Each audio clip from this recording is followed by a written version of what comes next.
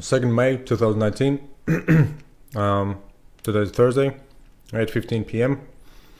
Anybody who doesn't like me eating, read between the lines. And yeah, we are live. So hello. First off, I have the same question to everybody. What brings you to Latvia, and what are your impressions so far? It was this is my second Baltic state. So last year I was for some days in Vilnius. So I wanted to see all the Baltic states. So this time is Latvia. So yeah, I just was interested in discovering and revealing the truth of the Baltic states, because back home from where I come, we never heard of them. I think we don't have even the embassies of any of the Baltic states, so nobody comes here. So out of curiosity, I said, let me discover the Baltic states. So this year the stop is Riga and Latvia. So you found out about the Baltics in Poland? No, I mean, when I was in high school, we learned about the Soviet Union and about the Wall of Liberty. What? The people were taking each other's hands from Estonia, Latvia, and Riga after the independence. I think it was called translated the Baltic Way. The Baltic Way. I guess so, yeah. Yeah, when I was in high school, so I learned about the Baltic states. In Morocco? Yeah. Why? I don't know. We learned we had in the program in high school, in the history. I mean, we studied history. That's interesting. Yeah, about the Soviet Union, about the European Union, about the Ottoman Empire in history, a lot of things about we pretty learned a lot. Not to be rude, right? Yeah. But we didn't learn nada about Morocco. Of course, man. Yeah, that's the point. I mean, but it was a hint. We didn't went in profound in what makes the Baltic states. But we learned a little bit about the history, the Soviet Union, Riga and Latvia. Riga was 800 years old. It was pretty much has a lot of Russian influence. Now it start shaping its identity as a Baltic player in the region. Sorry. And then we learned that they joined the European Union. I don't remember when, but 2004. Right? Yes. And they adopted euro as a currency. 15 years have passed. Yeah, 15 years. Euro alongside Poland and Latvia and Lithuania and Estonia. And they adopted euro in January 2014. Yep. I saw it in Euronews. I was back home. Uh-huh. I was studying in the university. So Riga and Vilnius. They get rid of their old currency and they adopted the euro as a currency. So pretty much this is all what I know about the Baltic states and about Latvia in particular. You know what? Even though I told you before, I forgot the Instagram thing. Yeah. Shall we do it? We can do it when we finish, or is it possible? Well, I will. Do you mean a video? I just meant a photo. Oh, the photo. Yeah. Okay, we All right. So we can do it afterwards. This one? What is it? Yep. All right.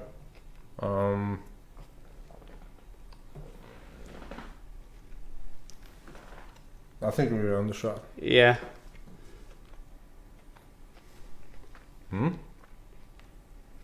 How come? We can do a normal photo, then download it to Instagram. How do you do that? Okay, how do you usually post on Instagram? I take photo, then I post in Instagram. Do you take a selfie photo? Do you take a... No, it depends. I don't take photos of myself. I take photos of places, objects, and stuff. But you take photos with yourself, right? I mean, you No. can be seen in the photos. Right? No. Really? Most of the time I don't. For example, most of my photos here, I take, for example, here in Riga, I took photos of places.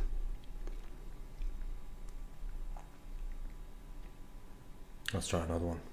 I don't know why. You don't have the selfie camera? Well, if I use this camera, it turns the whole photo. Okay, just give me your phone and I think we can do it. You want to post a photo on Instagram? Yeah, but I want to post an accurate photo because we with the previous guest we tried the selfie one and the closet was Yeah. on that side in the photo. Okay, this is it. This is pretty much is it. Uh, Or we can do it this way. is it an accurate? Yeah, it's a perfect photo, I think. Then, yeah, this is it. It looks professional. Yeah, it is correct. Then, if you want to post, How did you do it? Can you show me? Yeah, just Was that on Instagram? No, just by the phone. Here is the photo. I mean. Ah, You so can- wait a second. Now I would have to go inside Instagram, look for No. the gallery. No, here what you have to do is, okay, this is it. Just go All here, right, camera. take That's a selfie. Yeah.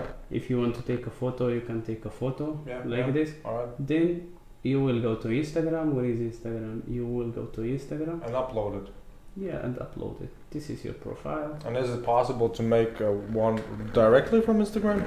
You can make it, but the quality is not. It will not be that good, and you will have only one chance, one shot. If you don't like the photo, then you should repeat and again. But here you can take several photos. Then you choose the perfect photo for that you like, that amazes you the most. Sounds like a lot of work. No. Okay, let's. For example, what is my Instagram? This is my Instagram. For example, What is that chick doing? like this is. So this was the selfie, right? Yeah, the selfie. Alright. But this photo, I didn't take the. I want to take the photo of the tram, Yeah. but it didn't work at the first place. Then I had to do like a lot of shots. For example, this one, Mhm. I wanted to take the most appropriate photo for Alright. the reel. So I took some photos, three. Then I chose the perfect one. Then I uploaded it. For example, this is in Radisson Blue going up. Seems like you are an artistic soul. Mm, It seems like you pay a lot of attention. Not really. Just like I tried to capture nice photos of Riga. So wait a second. For example, this one. That's what I mean. I mean, only an artistic dude would do that. Because you probably had to lay it a little bit down, right? Yeah. See? But So wait a second. I want to try. If I got the button at least right.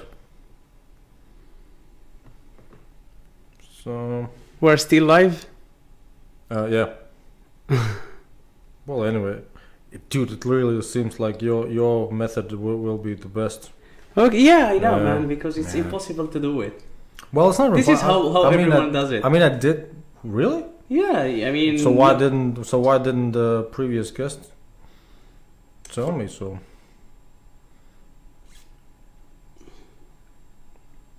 All right, so now no filter, right?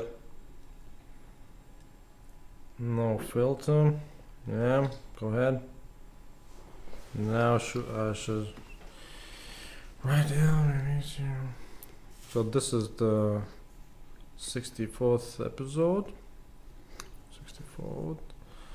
And so can you write your? Yeah. So wait a second. A username is just some words, right? But if you want to tag, you need to use the @ right? Yep.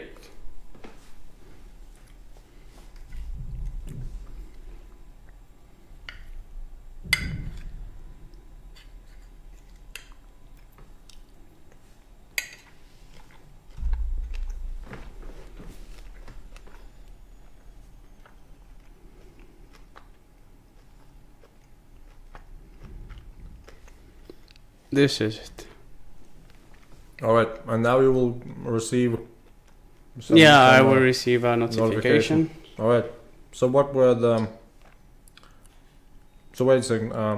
So @ will be for the usernames, hashtag will be the tags, right? Yep, hashtags is not the @ for the username, and the hashtags for, I mean, shortcuts. I mean the hashtags. Hashtag podcast. Hashtag, you know, hashtag Riga, hashtag right, hashtag Riga. What else? Hashtag Morocco. Yeah, I think so. Morocco. Do you have? What's your preference when it comes to countries? So, still Morocco or Poland? Morocco, Poland? Casablanca is my hometown. My hometown, like. Right, Casablanca. And so the previous girl, she suggested to use Insta Traveler. Yeah, Traveler. Insta Traveler. Insta Travel. Insta Travel. Traveling. Yeah. Yep. Nice. All right. So, do you? Yeah, I'm not sure about the Twitter thing. At one point in time, I might use it, but not this.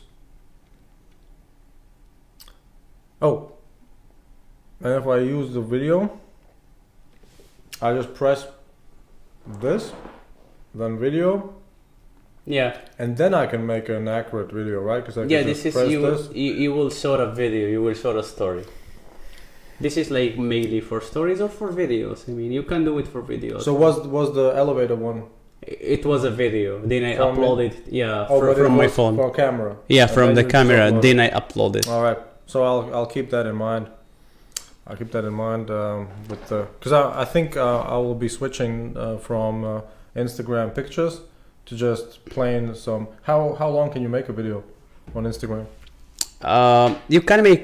Oh no, not that long. I'm not sure, but it's a very short. Yeah, it's a very short period. Meaning? I don't know. Let me see. Now there is some new features in Instagram. You can extend the video, but let me see.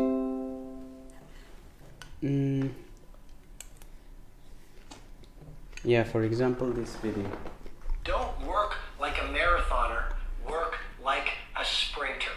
And the Energy Project has done a lot of great This research into this. No, but this is a new feature. Greatest Meaning that I cannot access it yet? Well, Okay, let's see, for example. هي كنت كتقول لي انا ما عرفتش شكون اللي ستار واش انا ولا نتينا Like 25 minutes, 25 seconds. 25 ah, seconds, I think. 25 seconds for it. all But right. this new feature is for the influencers. They upload the video. Are you an influencer? No, I mean, Come on. I'm a kid when it comes to Instagram. I Well- mean, I don't use it a lot, just when I'm traveling. Nah. All When right. I'm traveling, I just because I have some friends back home and they are the family, we Mhm. use it a lot. So I'm updating them what I'm seeing, what I'm doing, where I am. That's it. Very good. Very good. Yeah, because Instagram back home, yeah, it's the second social media, the most second social media in term of the users. Which is the first. Facebook. You know what the previous guest told me? Yeah. That Facebook is becoming dead. Do you But agree? Facebook bought Instagram. No, Facebook and Instagram are the same. Well, sort of. I mean, it has the same owner, but still different user experience, right? Yeah, true. Different user Because experience. this one is going on Facebook Live, right? This one? Yeah. But if I could, I would do it simultaneously on YouTube as well. Yeah. It's just that software doesn't allow two synchronized streams. Yeah. So afterwards, when this is done, the recording, then I can upload on YouTube just the video. Oh, so it's now on Facebook. No, it's now on Facebook, but on YouTube. Yeah, you it will just be take- afterwards. Okay, perfect. Yeah. Yeah, you got it. And Which is quite useful. quite of a hassle No, but because if it's a live stream, it's already up. Once you press stop, it's already up. what is your Facebook name? Good questions. I think. Can you just write me Lauris Butch? Lauris. Lauris B-O. Well, just try CS. Yes. So now it's live. The recording, then I can upload on YouTube. Just it's already up. Yeah. But nobody's. Press. How many people are what? Alright. So listen. I will shoot you. Hmm? Liveinlatvia.com. I'll shoot you. Oh. Cool. See, I'm not bluffing. It's on Yeah, Facebook. but I mean, you download it from Facebook. There is this option.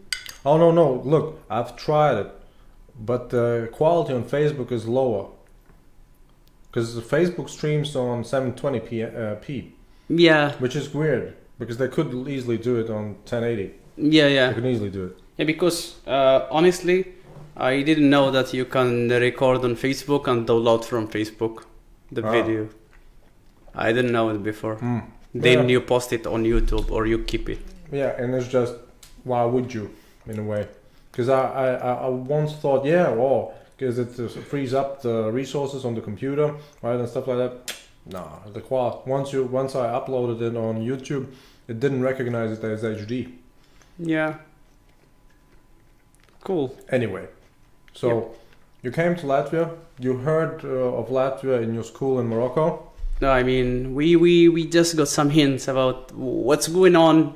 Like, there are 3 countries called the Baltic states, and the piece of meat of the burger of the Baltic state is Latvia. Mm-hmm. So, and Latvia, the capital Riga, pretty much that's all what I personally heard of.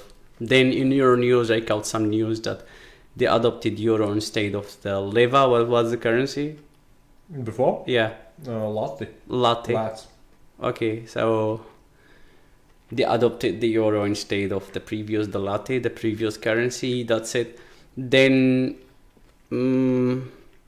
yeah, I know that you have a good team in hockey, but that's so strange to me. Why would a Moroccan dude know anything about Latvian? But this is not anything. Sport. For example, I don't know your president. Now you have a female president. No, you have a male president. Yeah. Yeah. But you know so much more than I do about your country. All I know about your country, if I would think of Morocco, I would do this gesture. Oh, yeah. and it's wrong. That's what I know. You know only weed? At least when it comes to Morocco, I guess. I know. Look, if you talk about Egypt, you think of pyramids. Yeah. Right? If you talk about, I don't know, some Brazil, you might think soccer, rainforest, something like that, right? Yeah, this is the associated first impression that you have in not the first impression. The same for Netherlands. Yeah. It's Netherlands has it's also cheese and whatever. We produce it. Yes, we are one of the main producers. But I mean, it's illegal back home. It's not as tolerable as in the Netherlands. You can smoke 12 grams in the coffee shop, and you can hold in your pocket like 12 grams. Mm-hmm. But back home, it's strictly we do the production, but when it comes to the consumption, it's strictly. I mean, it's not tolerable as in the Netherlands. Wait, so the production is tolerable? The production is. There is a justification for the production because they don't use only weed as to get high, but in some medical medical like recipes. All right, but they do sell it outside. Right? Of course, we it's mostly for the exportation, as the infidels. But this comes with a lot of benefits because a lot of medications there is the weed or marijuana embedded in its ingredients. Really? A lot of. That's interesting. You have never heard of this? Like weed is a healer.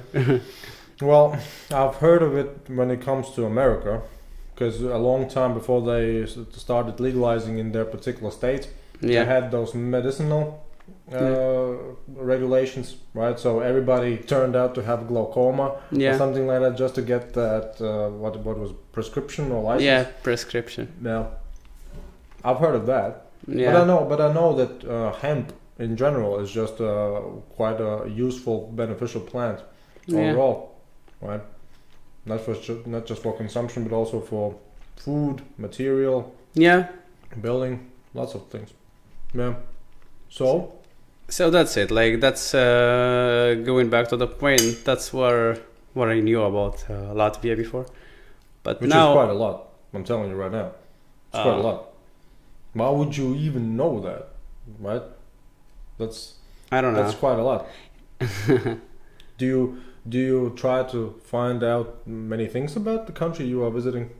Yeah, I do read some vloggers in YouTube or read some articles from some travelers or some expats.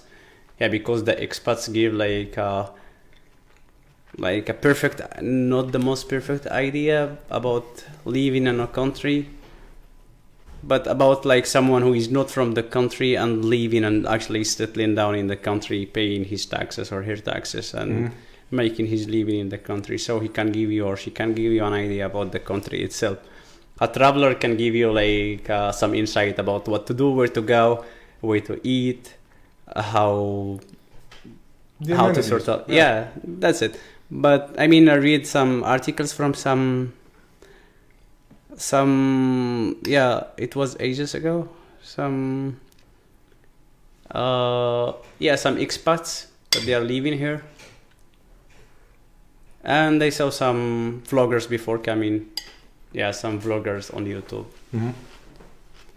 Yeah, that's it basically. So would you say your impressions are according to what you read?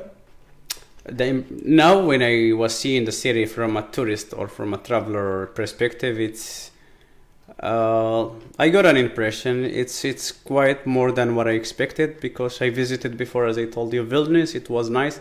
I thought Vilnius is much more, bigger than Riga, but Riga is actually bigger. The old town is bigger than the old town in Vilnius. There are a lot of stuff to see. And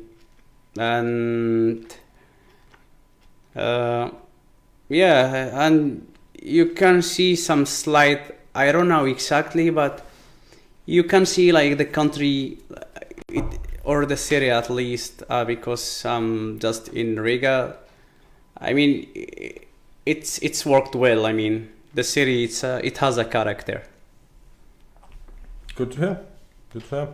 Would you say it's more European?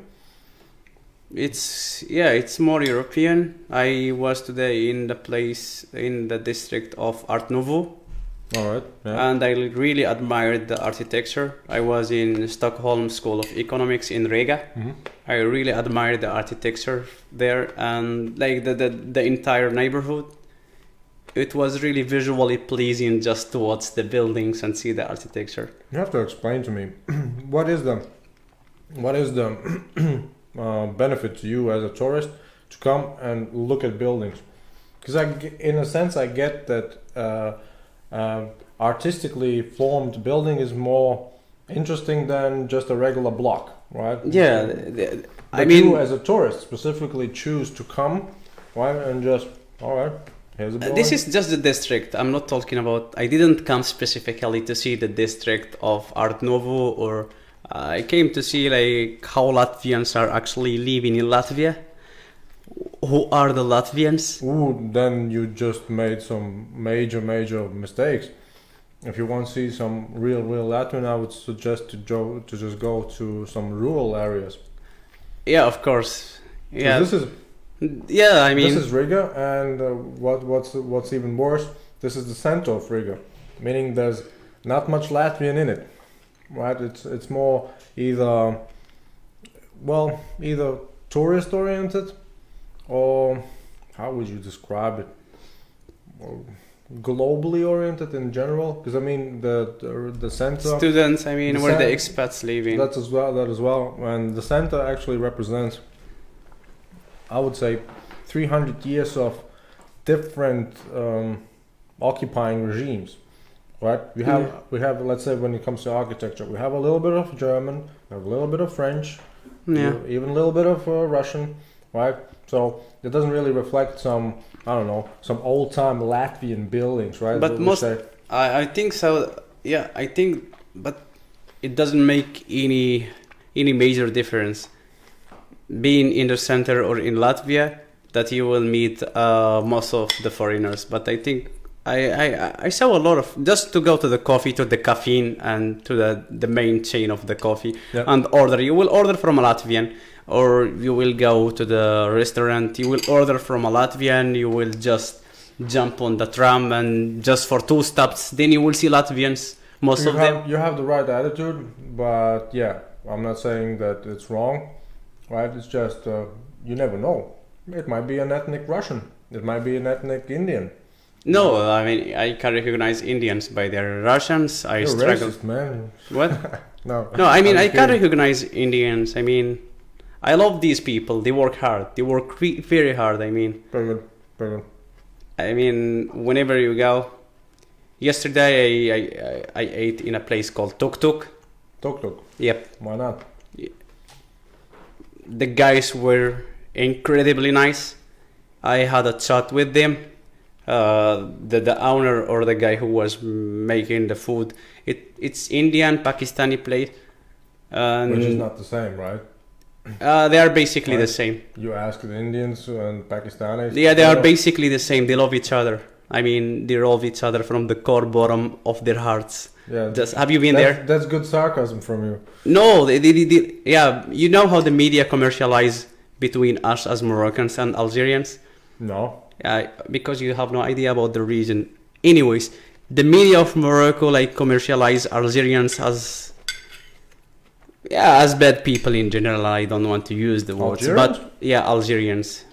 They are our neighbors. But if you ask anyone from the people, they will say like it's the only country that I'm like available like to die for. Mm-hmm. I mean, we love each other. We more than love each other. I mean, we understand. We get along well with each other more than any other place. Even if we border Spain or Mauritania to the south, or we have a huge influence from France. But I mean, when it comes to people that you love the most, I mean, if you ask anyone from Morocco, who are your like the nation or the country that you can like fight for instead of your home country, which is Morocco, they will say Algeria. And the same when you ask an Indian, I mean, a reasonable or a rational Indian, what is the country that you are ready to die for? They will say Pakistan, or the vice versa. You've met some different Indians than me. Probably. I meet a Pakistani and an Indian, and like we had a conversation, and they didn't know each other, but the Indian said the same and the Pakistani said the same. It might be the case. I've met people, I think even from Kashmir, and then you ask them, and then you just feel so good not being there. I don't think so. I mean, probably, people they have their own opinions, but I'm talking about like the killing majority. Talking about the killing majority meaning 70% or 75% from the Indians they love the Pakistani people, and from Pakistani they love the Indians. Right. Probably you have met one of the minority, which is 25%, which is We are approaching the clickbait for Indians. yeah. Do you see it coming? Yeah. I mean, yesterday I ate in this place and the guys were really, I mean, they were really nice, and we had like a nice chat while eating, and it was a cool experience. The guy lived in London for 4 years, and he came here to study. He finished his studies. That's an international dude. Don't you think that there are several people who might come from an individual country, but in general they are pretty cosmopolitan. They are pretty global minded. But it has nothing to be global minded in. No. It has nothing to be a global minded person in having some embedded hate in your heart towards a specific nation. Don't get me wrong, yeah. I know feel people that they lived in Canada, then in France, then in England, but then they have some embedded hate towards a specific ethnicity or a specific group of people. I mean, you can, you will never. And they even what do you think about the Catalonians? I have some friends from Barcelona. I mean, I don't know. Is it a touchy subject? No, I mean when it comes like Catalonia or Catalonians, I know people from Barcelona, but they say I'm from Barcelona, or I'm from Terrassa, or I'm from Badalona, or I'm from like Gerona in Catalonia. I mean, but they don't say I'm. For example, I'm not Arab. I'm Amazigh. When you ask me, I will say I'm Moroccan. All But right. ethnically speaking, I'm not Arab. My father is not Arab. My mother, she's not Arab. I'm Amazigh. Cool. You have never heard of us, but it's okay. Cool. We are a lot of people. All I know about the word Arab is that it means that I don't know actually what it means. What does the word Arab mean? I don't know.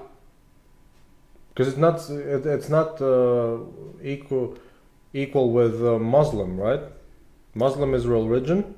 No, Arab? Muslim is the religion. Arabs, Yeah. like there are Muslims even here in Latvia. Yeah, that's what I mean. An Arab is meant to be an ethnicity, An Arab is Arab. but it's not a language. It's Yeah, not a language, it's right? an ethnicity. It's not a language. Yeah, though. it's not a language. It's Okay. an ethnicity. Okay. For example, I'm from. This is like Amazigh, and we are up to 50 millions. In Morocco, we are 20 millions. In Algeria, there are like 30 millions. In Libya, in France, there are more than 5 millions now.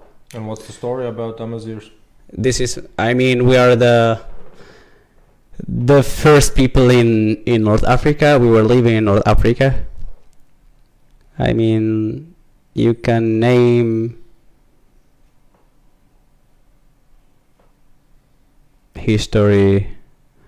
historica the first Berber expanding in Sahara, in Algeria, Berber culture. Berbers? The cultural elite in Morocco and Algeria, the areas of North Africa that have retained the Berber language and the traditions. It's Amazigh. For example, So you are Berber. Berber is Amazigh, but Berber is the name that the Romans, when they came to Morocco, they weren't understanding them, so the Romans were calling barbarian or Berber to anyone that doesn't speak the Roman language. So Right. basically, it's the Amazigh, and this is the fly, and this is Imazigh. You can see. This is spelled as R? Wait.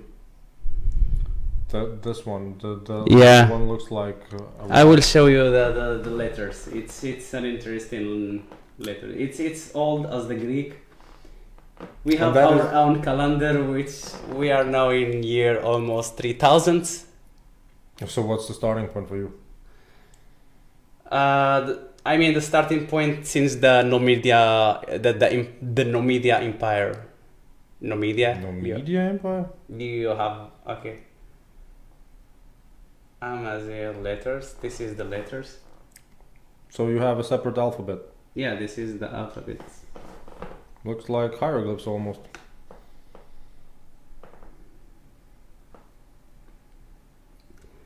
But when you ask me where are you from, I say I'm probably Moroccans because we live in peace with the Arabs and the Sahrawis and the Rifis and the Moriskis in Morocco. There are a lot of ethnicities, but we are all Moroccans. When I ask someone from Catalonia, just going back to the point, where are you from? I'm from Spain. Estoy de España.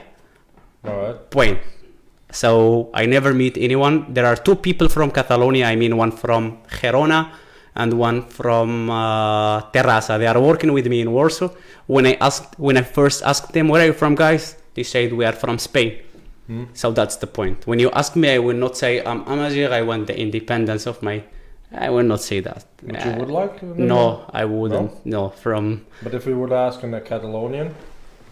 It depends. In the referendum, there are people that they want and there are people that they don't want.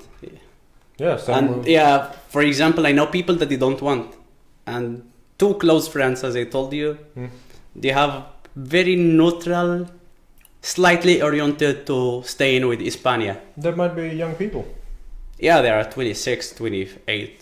Yeah. Because that's what I was thinking about. Because the future belongs to young people. If you are 60 or 70, you're gonna die like probably you are at the edge of your life. So your decision will make no sense in the future generations. And see, the young people, they don't really pay much attention to the Unity. the traditional beliefs and ideologies. It's a matter of having the information, having the possibility to communicate, to travel, and then seeing actually that our neighbors are just people like us, and they don't conspire Yeah, or something like that. Except when it comes probably but to Israel, right? Because I think it's, those relations are pretty steep. I mean, everything is relative. It depends on the people that they are living in this area. They have all the right, I mean, to define their futures.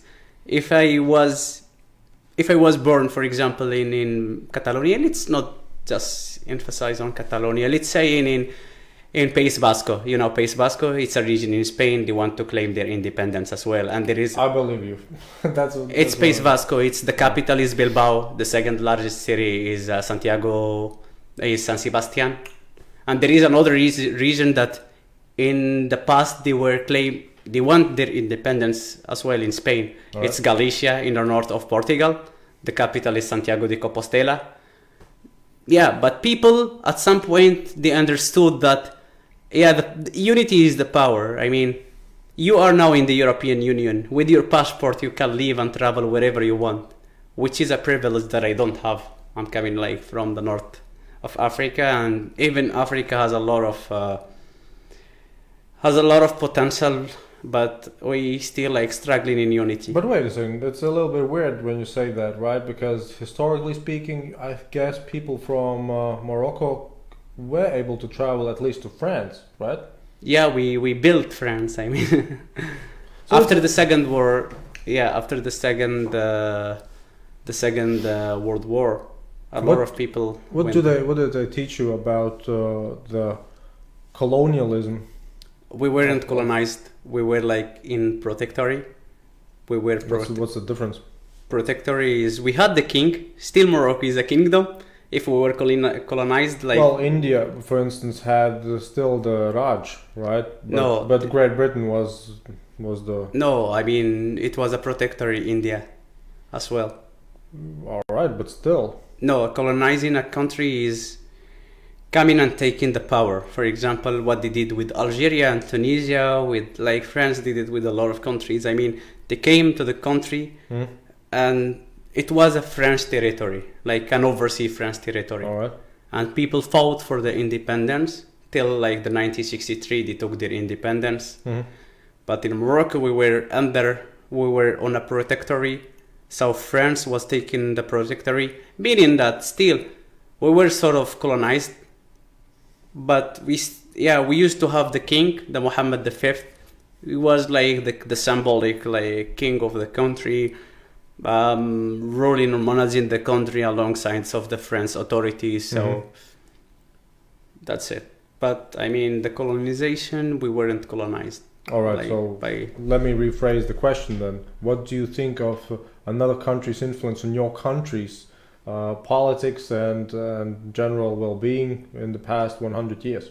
I mean, at that time, what I think now or what I think if I was... No, what do you think now in hindsight? No, I think it's over.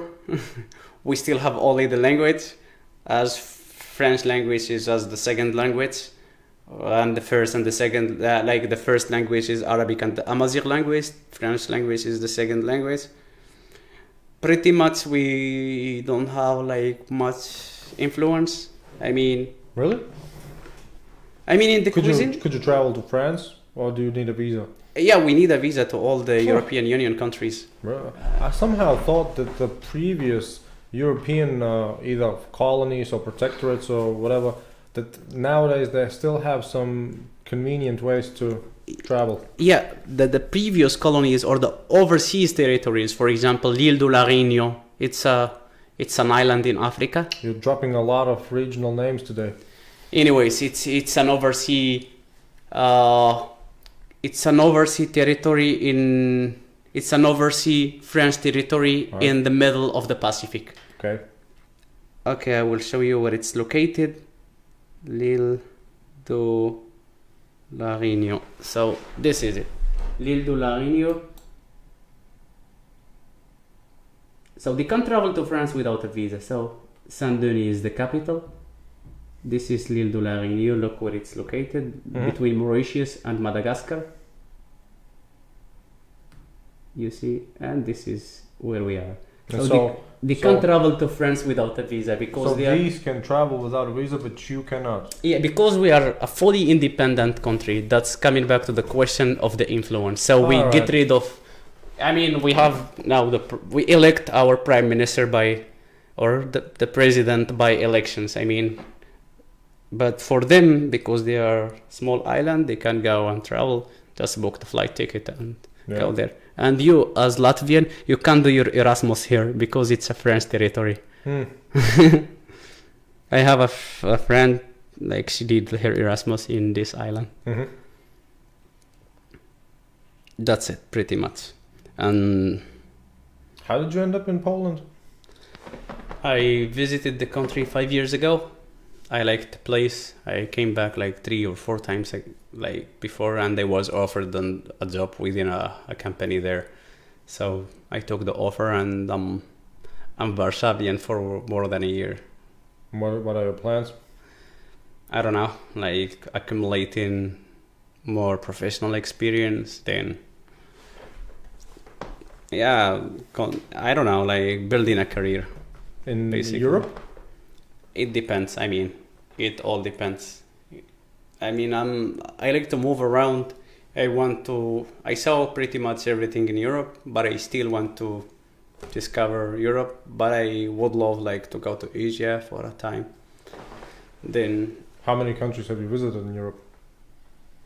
I don't know exactly, but from Spain to Sweden to Greece, like France, Netherlands, Poland, I mean Hungary, Czech Republic, Slovakia.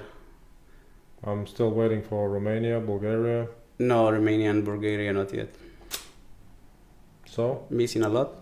I would say so. If you have been to... I think the best way to experience Europe, in a sense, would be to look at both West and East. Both extremes. Yeah. Because Sweden and the Netherlands and probably Denmark as well would be the wealthiest of the wealthy when it comes to the welfare system, when it comes to the economy. I did an internship in Stockholm, by the way. And so, and the opposite, probably Romania, Bulgaria, and I guess those two countries would take the cake on that one. Because even as Romania is one of those few countries where even the people who come, let's say who are from Romania, they don't really like Romania, which is so funny to me, right? Because usually it's always the case that citizens try to see some negative aspects, right, and to complain a bit, but they just take it a whole nother level. Yeah. But in the nearest future, I will try to see like the extreme. I mean, I was planning to go to Ukraine and good choice. Yeah, but I need as well the visa, but I will set it up like very soon and go there, like to Ukraine and Moldova.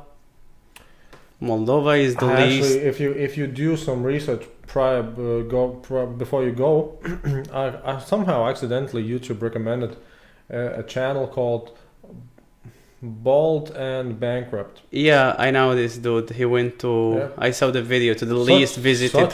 Such a funny dude. Yeah, because he basically makes. He's Russian. No. He speaks Russian. Yeah, he speaks Russian. He's English. Yeah, right? But he's he's fairly good Russian, right? And he goes and just gets hammered with some hobos. I saw the video. So funny. I saw the video. Then I saw the video. The least why Kishinev is the least Kishinev. It's like this. The least visited country in all Europe, and you find out after watching the video.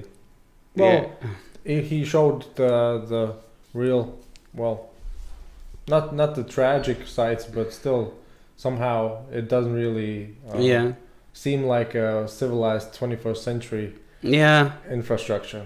Yeah, but it's so funny. Where have you That been? is funny. Where have you been so far in Europe? Have you? I don't really travel that much unless somebody pays me. So I've been to Germany, so I've been through Poland. Through, or you went to Poland? Well, I mean, Poland was never my final destination, has never been. But I've been there just going through Yeah. to, and yeah, I would say a couple of times Germany. I've been to Slovakia and Estonia and Lithuania, if that counts. Yeah. Right.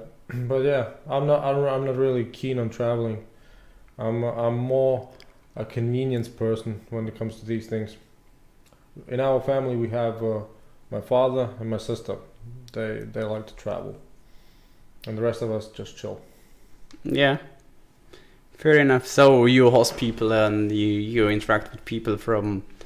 Well, that From was CS. That was a sort of coincidence because I registered in 2013 when I was going on 2 weeks, sort of an exchange for my workplace at that moment, and then Where, to Germany? yeah, and then I just left my profile right up and the next summer requests started coming in, and so I just figured, all right, why not?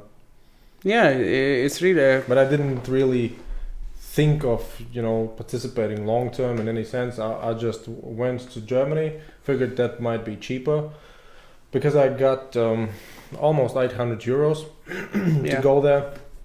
But then it turned out that staying in a hotel is so expensive there that it didn't really make sense. So I just chose the cheap option and got my hosts a bunch of souvenirs. Everybody's happy, and I bought the TV afterwards. Which Steve? You hear this one? Yeah, that one. From Germany. Well, no, just with the rest of the money. Oh, yeah. Yeah, so that's a win-win-win. Yeah, I thought you bought it from Germany. You went to Germany to buy. No. I came back and then I had some leftover, and yeah. Yeah, that's Like that. really cool. Yeah, so that is my story when it comes to these things, right? And seems for you, what I get from talking to you for 45 minutes now, Yeah. you are a bit artistic. You kind of like the, man, what's it usually called, the illogical beauty of things, I guess. And you are quite keen on geography. Not geography, but traveling, geography. Yeah, keen on geography and on the global issues. Yeah, because you know about, like, I don't know. Probably you know about the tension between Kashmir, both Kashmirs in India. I've and heard of it, Pakistan. yes. Yeah, but you have never heard about a lot of tensions all over the world in some, between Somaliland and Somalia, between Ethiopia and Eritrea.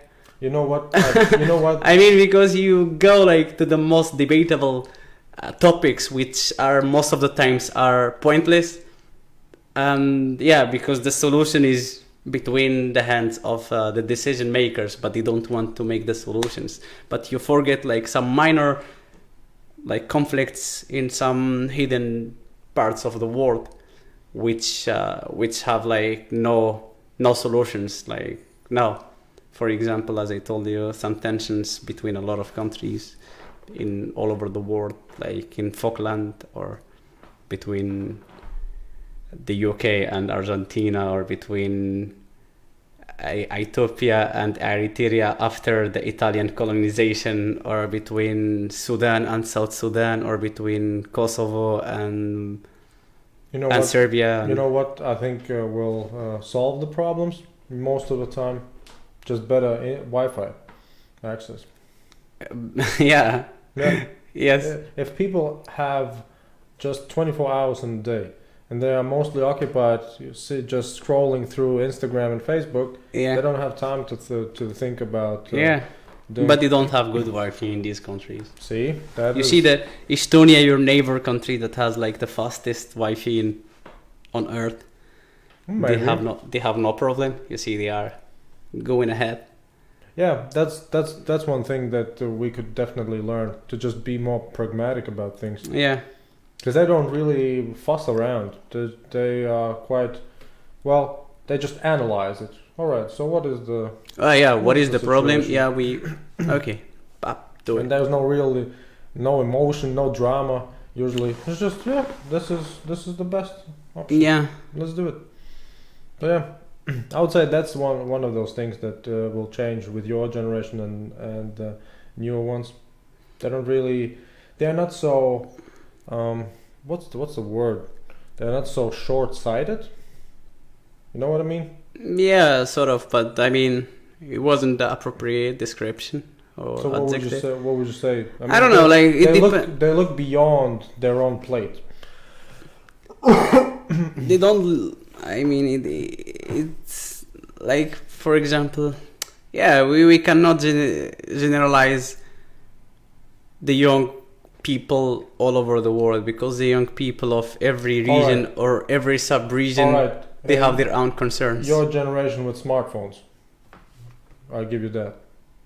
With smartphones, dumb as bread. But with smartphones, yeah. I don't know.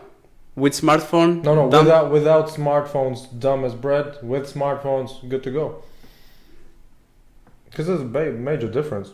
If you have the information of the world at your fingertips. Yep. But I mean, the smartphone is just a way. The internet is just a way. But it depends where. There are people that they have smartphones and they are swiping left and right on Tinder. But can you imagine how stupid we both would be if we wouldn't have an internet? We would be just morons. Yeah. We wouldn't just be able to even comprehend what we're doing. Yeah. Right? True. We would talk through some cupboards. Yeah. Or we would just have a conversation without recording it. Yeah. Which is good as well. I mean, technology has its own... Only if you are, only if you talk about Asians. Asians, for some reason, if they are from, let's say, China, they're really, well, most of the time, particular of what they will be discussing on air. Off air, the China government is stupid, it's all crazy, corrupt, right? On air, well, everybody has its challenges, right? It's just the diplomatic answers. I don't know. I've seen a lot of regimes, a lot of scenarios. I don't think that one will last long. Yeah. I mean, that type of, again, the internet. People are too much connected. Without the internet, or no? Yeah, without the internet, it would be just morons, just monkeys with clothes. Not monkeys with the clothes, but they were like in the old generations. They were people that they were well educated. They were reading. Readers are leaders. Yeah, readers. Those who read books. And now you don't even need books because you can listen to podcasts. That's it. See some documentaries. Yeah. Yeah. Internet. Anyhow, so sticking to the topic, you told me my first impressions, so I told you the first impressions and what brought me to Latvia. And I want to ask you, what do you know about Morocco? Well, at least a part of it I told you, right? Yeah. Other than that, I imagine it's pretty warm. Yep. And they probably drink a lot of too sweetened tea. Yeah. The Moroccan green tea with mint. So, yeah. And we put a lot of sugar. But I drink it without sugar. So that would be things I might imagine about Morocco. But other than that, I haven't had a lot of situations where I would even think about that part of the world. Yeah. Right?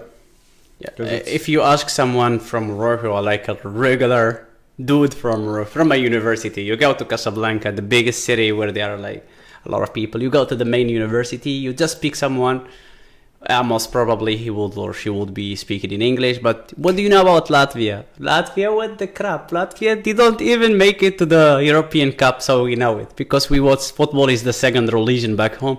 So we get to know countries based on their participations on the Euro or the World Cup. For example, we got to know Iceland because they performed well in the last Euro in 2016 in France. So, people start Iceland. Yeah, Iceland is that big isolated island in the north, in the north of Europe. Oh, its capital is Reykjavik. Yeah, people are living there. Oh, their national team is good. So we get to know countries based on what they are doing in sport in general and particularly in football. But when it comes to Latvia, we have never heard of it.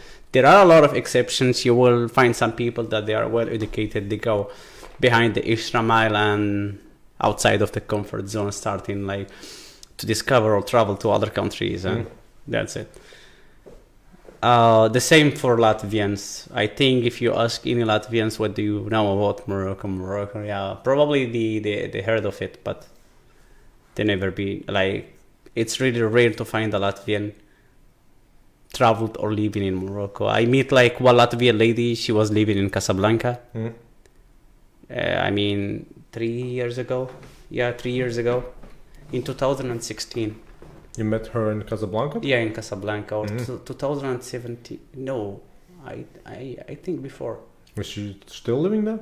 Yes, I think she is an expat there. She's living there.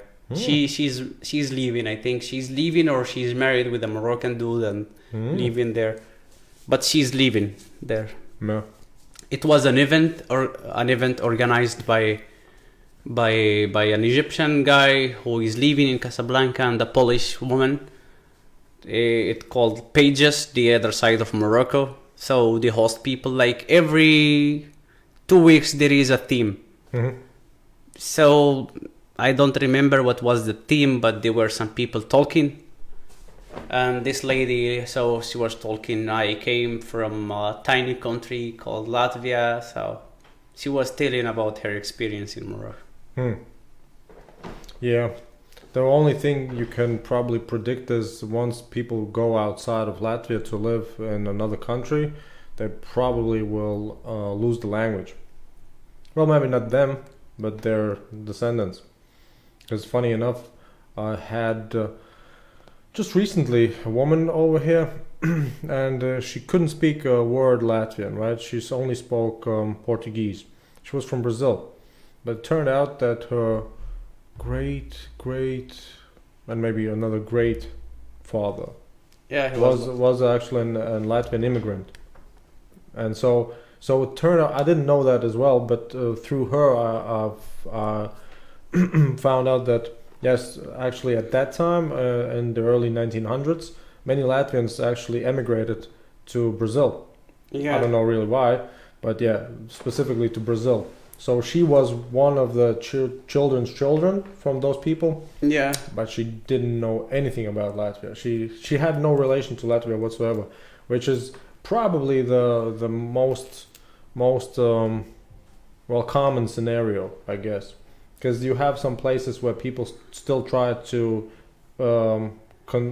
take sort of encapsulate their traditions and language and everything else to keep for the next generations. Yeah. And so other people, other places, they just, the next generation just learns the local language, and that's about it. Yeah. Yeah, the same. I think it's the same everywhere. Like, for example, we have some people, like a lot of Moroccans immigrated to France. Let's say after the second generation, people start losing the language, so they lose either Amazigh or... How is it when, let's say, a Moroccan goes to France? Does he eat more cheese? More cheese? Yeah. I don't know, but most of the time, like the community, or they keep the tradition, like the local tradition. So, I don't know. My brother lives in France, but on the breakfast, they eat like slightly like the Moroccan breakfast. That's it. What would be a Moroccan breakfast? Oh, a Moroccan breakfast is like Moroccan pancake. I don't know. Like the names are in Arabic. I mean, there is. You can describe the food items. The food, okay. There is the Moroccan tea. Is a an unquestionable necessity on the table with Moroccan tea with mint, olives oil, jams. We're talking breakfast here. Yeah, breakfast. Huh. Oil and tea. No, but we eat like breakfast. It's a way. I mean, how you combine like bread? how the bread with the Olive oil. yeah, with olive oil and the olives, and you can put like goat cheese. Ah. It's a good combination. I mean, the goat cheese and what else? We have a lot of pastries. We call it msemmen. It's like Moroccan pancakes, and bagrir. I can show you how it looks like, but I mean, if you say pancake, I can imagine. yeah, pancake, but they are not really pancakes. Well, folded pancake. There are like some Moroccan stuff that they have ages.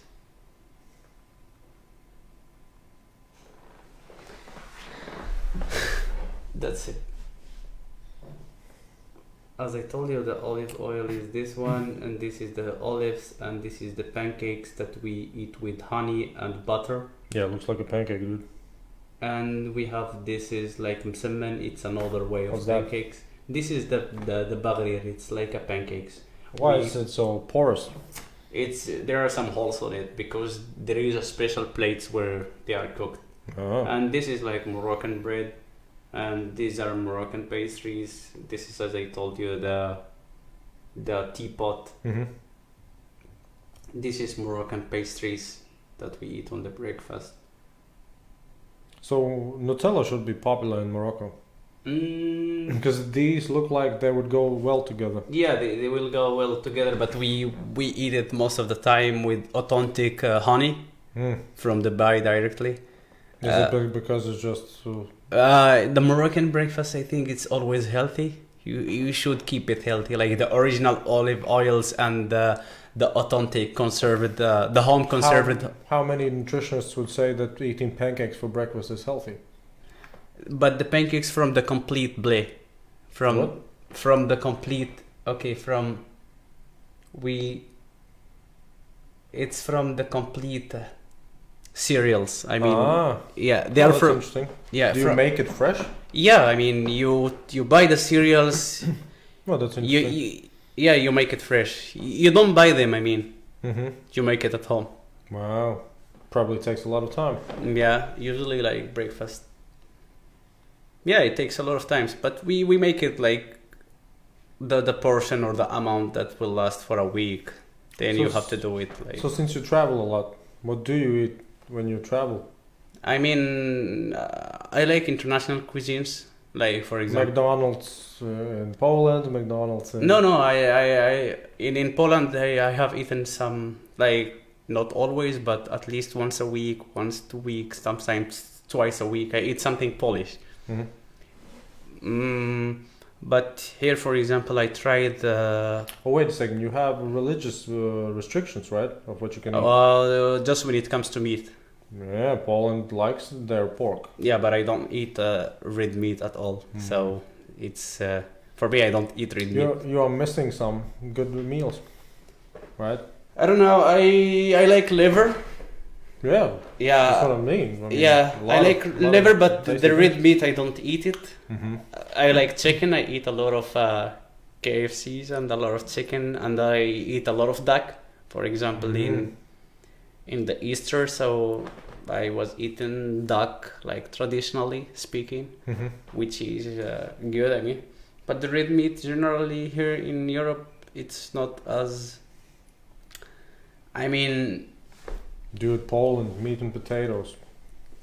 It's just... yeah, but I like the pierogi, the dumplings. Yeah, those as well. Yeah. I like the Ruski dumplings or the ones with duck. Oh, the with boiled duck, and, I've had duck. They are really good. Yeah, I would imagine. Yeah. And the goulash, goulash. Mm-hmm. Probably you have the same cuisine. It's similar. It's similar. Yeah. Potato. I always tell people who have been to Poland that you probably find it here pretty similar. Anyways, but I like the international cuisine because I told you I like pizzas. There are a lot of Italian places in Warsaw, or just in Casablanca. There are a lot of.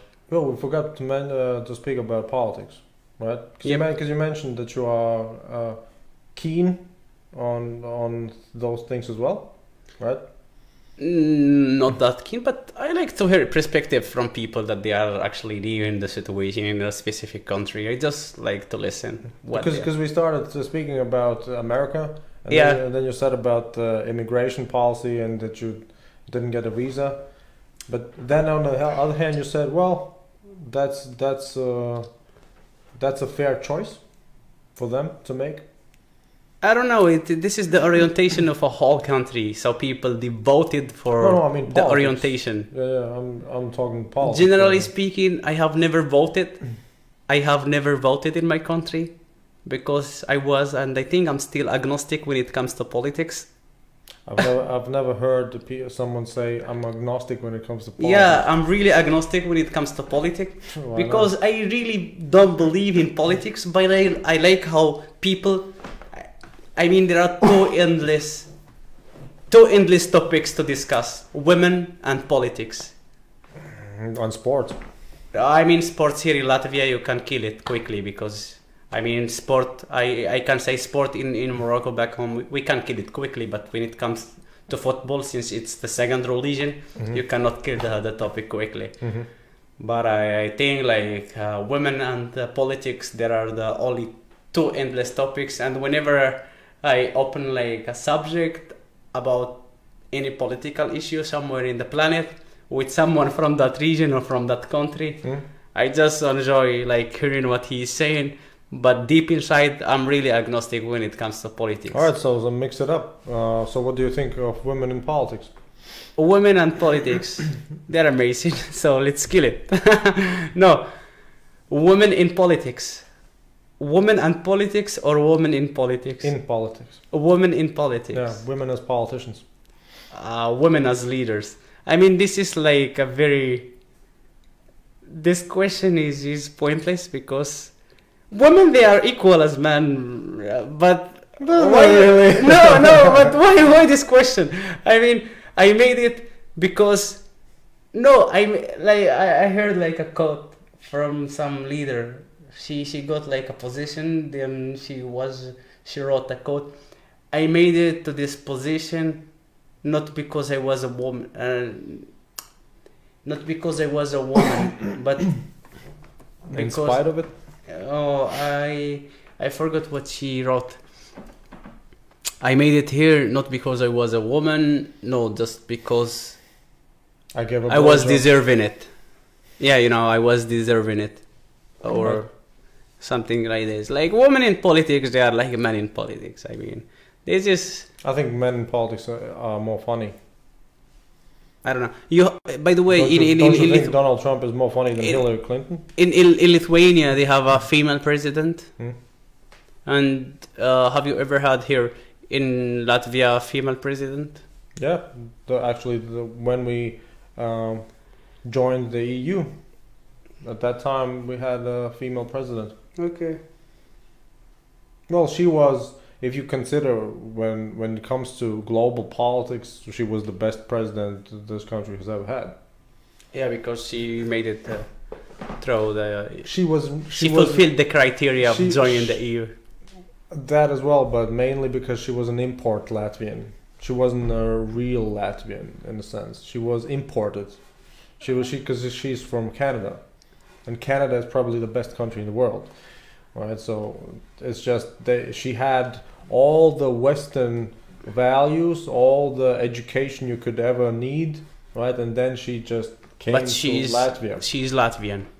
I think she has dual citizenship. Yeah, in Canada. But yeah, I mean, she is basically imported female president, so yes, she did great. Because look, when you ask me, for instance, I'll say always the environment makes the people, right? So you think that if you want better people, make a better environment or ensure a better environment. Yeah, right? Of course. Just if you want to be a better person, make sure that you're surrounded by extraordinary minds as well. Yeah. And seek them out. Yep. That would be one. Yeah, because I mean, you will be at your place always if you don't meet people. Like, and by the way, this is the purpose behind me traveling, just to meet people.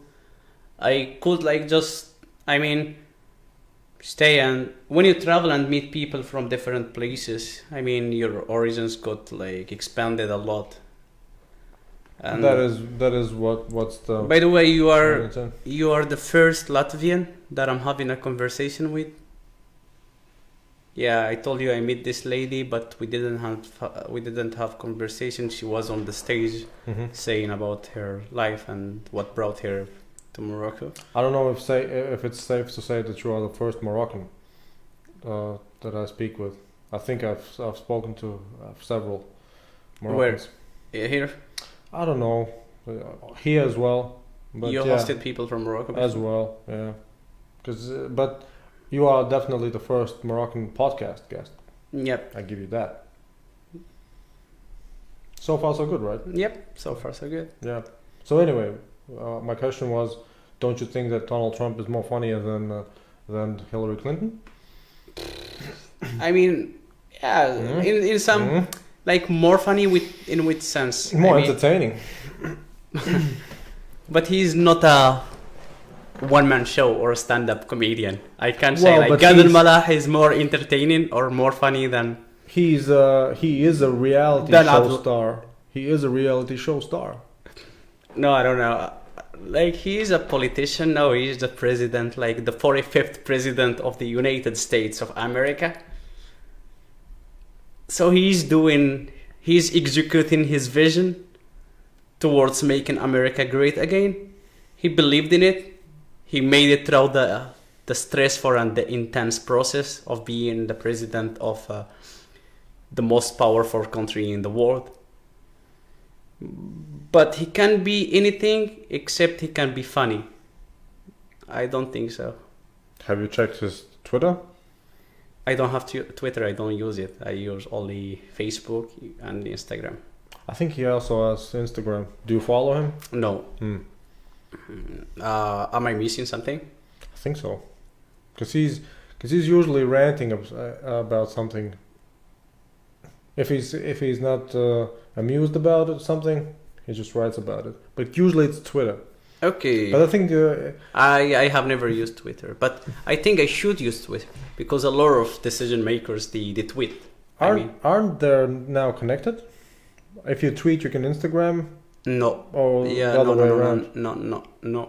Definitely. It's definitely the other way around, right? If you make an Instagram post, you can put it on Twitter. Because it offered me, right? Yep. When I think that the other way around. Facebook, Twitter, and some third option. Tumblr? Could it be Tumblr? Yep, probably. Yep. But yeah, he's like a politician. He made it like to be the president.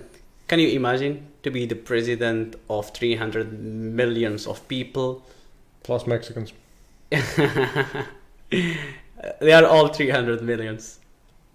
Do you have any particular positions towards him? I think he's funny. I think he's genuinely funny. I think it's the best. By the way, besides like funny, he's an adjective like associated with that. I think that type of person is what 21st century politics needs to reform itself. Because it used to be the case that politics seems so out of touch with reality, right? That it's almost becoming like a TV show, right? But he's definitely something out of that traditional political character. Yeah. He's more of like I don't know how to call it, free-spirited guy, I guess. And so, yeah, I'm not saying he's the best that America could produce for its president. I'm saying it's probably the best that they at least once in a lifetime had such a president. Yeah. What do you think about Obama? I think Obama was doing good or was doing... To be honest, I didn't really think he had any downside other than taking the job from George Bush. Yeah. Right? But everything from the get-go was geared towards, all right, the first black president, so he can do no wrong. It seemed to me that it was sort of like the fact that he was the first black president was more important than the fact that he did something of a significant importance. Yeah.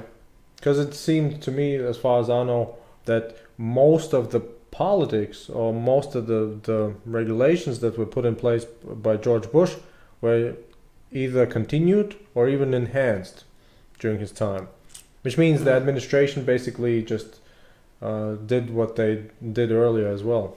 I remember when he was delivering his opening speech right after he was elected as the president. He was standing and delivering the speech, and on his back right he was Bush, and he said, I don't remember the speech, but I believe he said 44 Americans now have taken the presidential oath.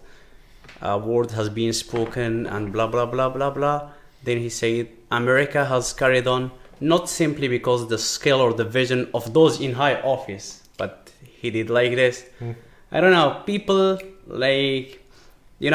interpreted this act like that America has carried on not simply because the skill or the vision of those in high office, meaning Bush, but because we, the people, have remained the faithful ideals of our forebears and true to our founding documents. Oh. He said like this, and I count this, even if I'm agnostic still in politics, but I liked how he engaged himself, I'm from the people, I was a bus driver, made it to the presidential chair. Here's the thing, if you want to relate to people by saying that you were a bus driver, for instance, alright, so act like a bus driver would act, right? Be the person you are talking about. Because in a sense... Yeah, but he's, I think... In a sense, the only difference between any other president and the current one in America is that the political correctness is sort of taken down, right? If somebody doesn't like somebody, they tell it. Yep, they should it. Yeah, they should it. Yeah, you sack man, you shouldn't be in Americans usually are straight to the point when it comes to the basketball or the football. A lot of players you sack. That's what people say about the Russians. They are straight to the point. I don't know, but in America, if you are not good enough for some position, people they will tell you in front of your nose. That's definitely not an American stereotype.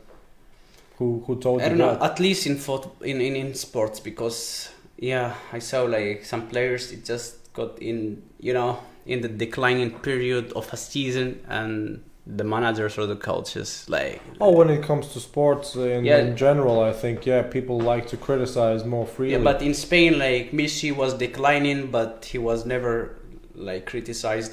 But he's right. Cristiano Ronaldo, when he was declining, he's Cristiano Ronaldo was declining at some points. Really? Yeah, he wasn't scoring. Last year in La Liga, the beginning of 2 years ago in La Liga. Or when he came to Juventus, but nobody told him, you are sack man. Yeah. Even the press. Because he doesn't really suck, right? Any player can face the declining period. You are not performing. They are not your days. You don't score. Yeah. But in America, I think they are straight to the point when it comes in basketball, I think, or football. Well, they have all the statistics. You can just measure it. Yeah, but you can tolerate someone who, for example, Usain Bolt. He is the fastest man on the earth. Probably in what race he cannot be on shape, so he cannot make it. But in the other, you shouldn't criticize him straightly and aggressively. You're sack man. You should throw the shoes and retire. Do you follow any other sports than soccer or football? Yeah, I do. I gave you I tried to diversify in the examples. I gave you basketball, and I gave you racing, Usain Bolt. Well, yeah, dude, I can also mention, but I don't really follow, let's say, sprints. I just know Usain Bolt was because I gave a pretty good sprinter. Yeah. David Phelps was a pretty good swimmer. Yeah. Right, but yeah. Michael Phelps. Oh yeah, right, Michael Phelps. I don't know who I was confusing him with. Anyhow, so now. Yeah. I guess you have a little time left, right? Yep. And you can tell me, like, now the question: what is the purpose behind the podcasts? The podcast is for me to actually develop my content creation skills. As you probably noticed before we started, I was plugging in cables, I was turning on software, I was making sound check, video checks, right? Just because every time, still, I mean, it's the 64th episode, still, every time something comes 64? up. Yeah, that something comes up that was not expected by me, right? And still, sometimes I don't know even why. I mean, even for the microphones, right? Why is this maybe I should click this and not that, right? So and at that point when I don't have to do that anymore, at that point where everything runs smoothly, everything's just like clockwork, right? Then I can just try to figure out how to create some specific content that I need. Because initially I started, I think it was 2012, 2013, when I made my first publication, and it was just a written publication, right? But at that point I was already listening to audiobooks, so I figured, I might as well just make an audio version of this article and publish it on the internet, right? Because nobody really does that. So I did it, but when I first did that, I did it on the 7-year-old telephone.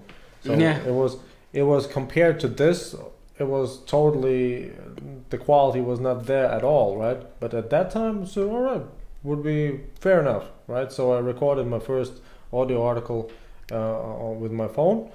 And then afterwards, gradually, I started thinking of maybe I should get some more professional microphones so the sound is clearer, right? Then afterwards, I thought maybe I should even do some video commentary, not just audio articles. So then YouTube, right, got involved. So it's just sort of advances with the podcasting is just so convenient to, let's say, if I usually tell people if I meet them, if we speak more than 2 sentences together, we might as well speak 4 hours. You never know, right? Yeah. So why not capture that conversation? And well, I don't know about you. I'm not really so I'm not really so full of myself to think that everything that I do has to be sort of perfect or sort of up to other people's standards, right? Yeah. In a sense, it is what it is, right? Yep. I have noticed that. You were eating, then you say let's start, then we start. If I do my best at that particular moment, it's good enough for me, right? Yeah. I like this logic. And so the podcasting is just most of the time just raw conversation. You don't need no editing. You don't need no other fluff. You just have people. Yeah, let it go. Yeah, communicating, right? And whatever comes up, comes up. Because I know a lot of people who actually put in a lot of work to, let's say, if you would be willing to participate in a podcast, beforehand you would probably spend an hour or a half an hour to just prepare for it. Yep, of course. Yep. So yeah, I just came and they told you, oh man, let's do it. If you have some time, you told me, yeah, let's do it. So we jumped on. And if you want to be professional, quote unquote, right? That's probably the way to do it, right? In the sense that you have some standards, some real high end stuff. But yeah, it's definitely too soon for that for me. So yeah, I use this option to have actually some meaningful conversation and also develop some content creation skills. Because the original thinking was the need to actually diversify my content when it comes to, let's say, for my publications. Yep.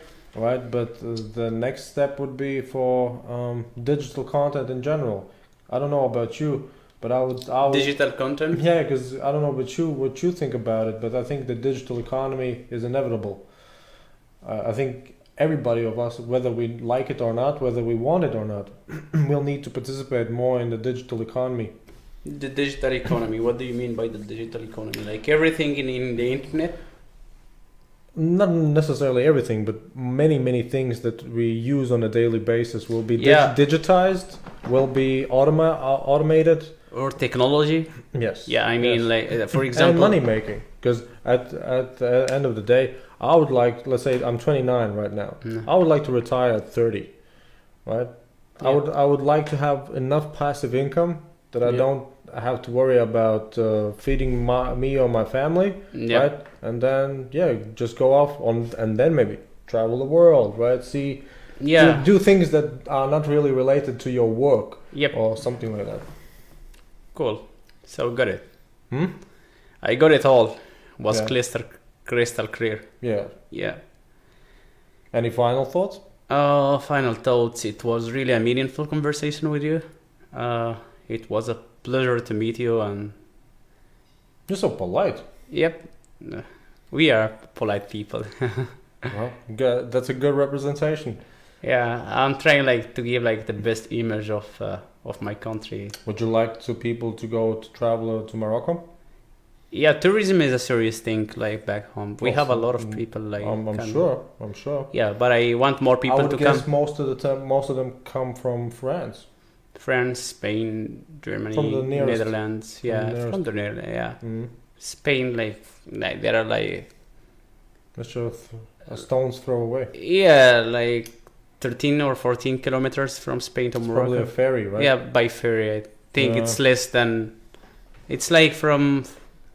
I mean, it's less than from here to Stockholm. Can Spanish people travel without a visa to Morocco? Yeah, without a visa for all the European Union. They can't get inside Morocco without a visa, and we cannot. So I can get inside your country without a visa. Without a visa. But you not. Yeah, but I the need other a one. visa, a Schengen visa. How does that work?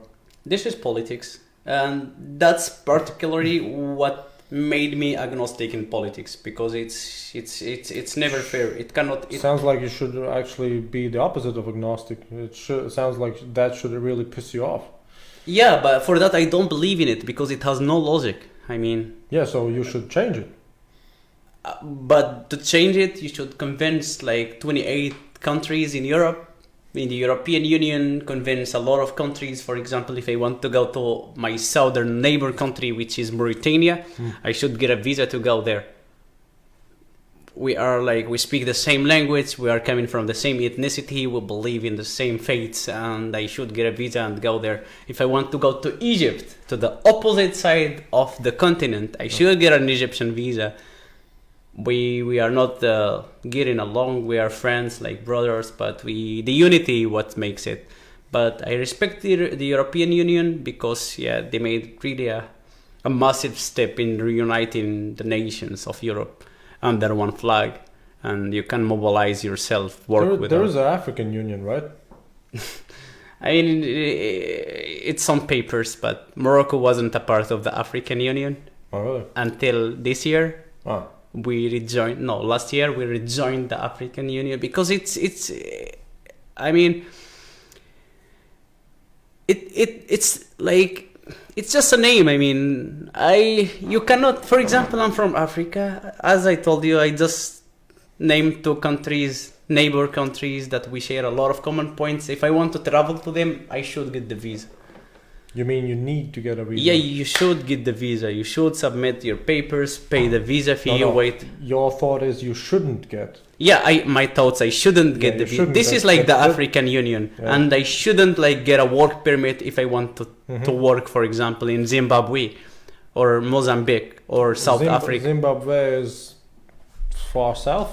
Yeah, it's in the southeast of Africa.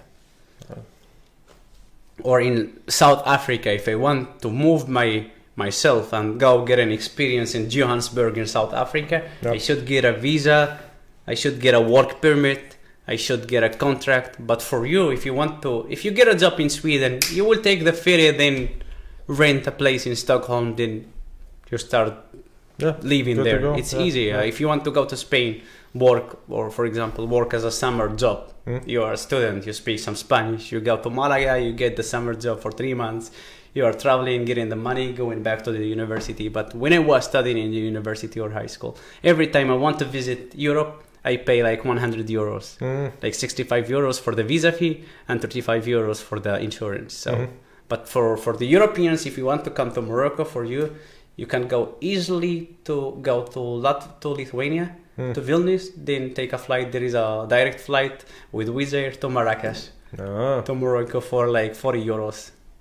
Sounds good. Yeah, that's it. I mean, it's politics. I mean, you cannot understand politics, so it's better be agnostic. It has no logic. Or to be active.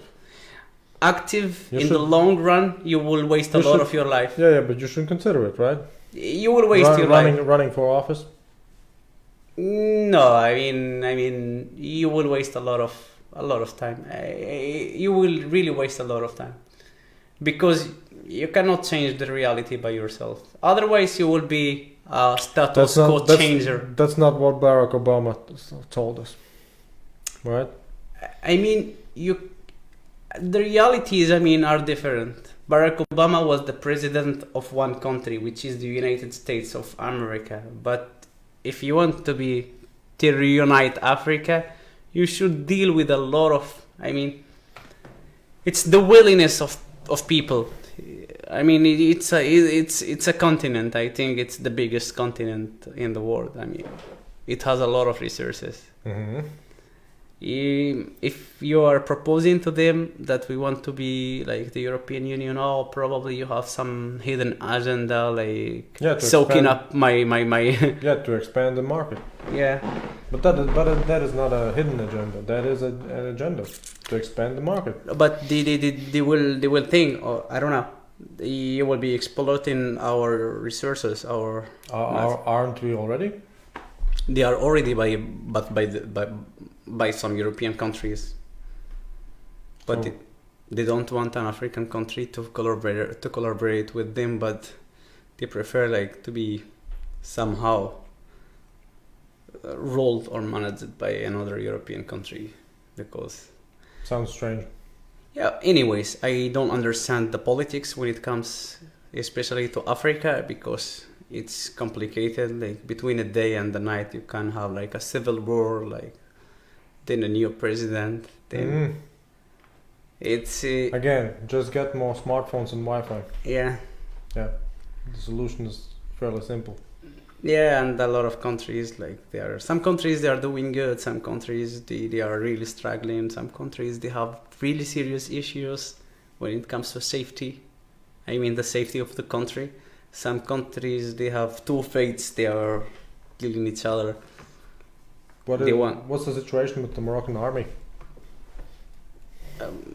The Moroccan army, like, what was the question? Situation with the Moroccan army? So, how big is it? What do they do? They are big.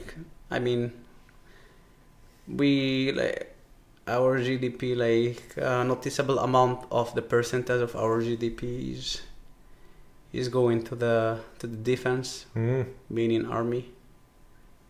We have quite a lot of capacity when it comes to the army. Really? Yeah, we are a big nation. We are 40 million people. Ooh. And we have a lot of people in France, Spain, Italy, Netherlands, and Belgium. Yeah, we have really a lot of people in France and Belgium and Italy and Spain. Millions of people. Yeah. And we are living in Morocco, we are 40. We produce a lot of kids, not like here. We bought a lot of kids. Yeah, actually, that's one thing. How is that typical Moroccan? Yeah, how is that culturally? That it seems to me Mediterranean countries do actually have population growth over the long term, whereas the northern European countries usually have decrease. Yeah. So what do you do to get it on? I don't know. Is it the olive oil? Yeah, olive oil. I don't know, but basically, the average Moroccan family. For example, I have 3 brothers and 1 sister, and my brother has 3 kids. My sister has 2. My other brother has 2. And we bought a lot of kids. I don't know. We are still a family-oriented people. Hmm. We believe in family. We live like in the families. I mean, you give the home some warmth by.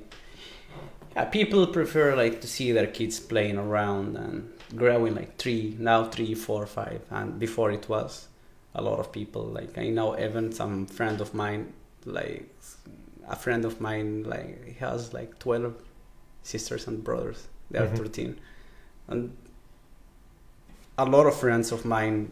They are a lot. I mean, they are like 13 or 14. I really think 10. it's the olive oil and sweet tea.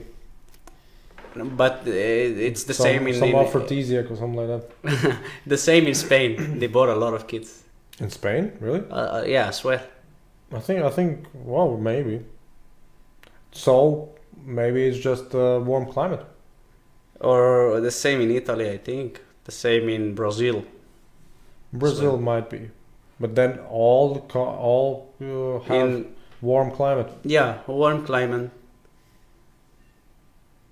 Here you have how many brothers and sisters you have in Latvia? I have one brother and one sister. Yeah. Well, I would say 2 to 3. I think Latvia has the average of a European household. I think the average was 2.6 or something like that. Yeah. Statistically. But in Sweden or in your neighbor country in Estonia, they don't get married. That's the point. I don't know if you mean marriage by civil by having children. It's not really common. Yeah, marriage like they don't get married. I mean, to have children. Yes, I wouldn't say that's the well. It might be still the dominant, but I would imagine it's decreasing. Because it used to be the case that you sort of well, let's say finished school. Yeah. Then you were, well, I don't know, 20 something. Yeah. You got married, right? Yeah. Started working, and then off you go, right? But nowadays, I mean, people, those are crazy times, in a sense. You have so many options, so I think people just choose according to their whims and needs in the particular situation. Yep, that's it. So basically this is it. Like we have big families, like in north of Europe. As I noticed, like some of the people that I got to know, they were like the unique sons or the unique daughters, or the what? The unique sons. I mean, a unique son. He's the son. The only. Yeah, the only. All right. Or the unique daughter. Mm-hmm. Yeah, most of the people that I meet in this region, in the north of Europe, Denmark, Sweden, yep, considerably like here in the Baltics as well. Anyhow, some final thoughts to kill it from your side?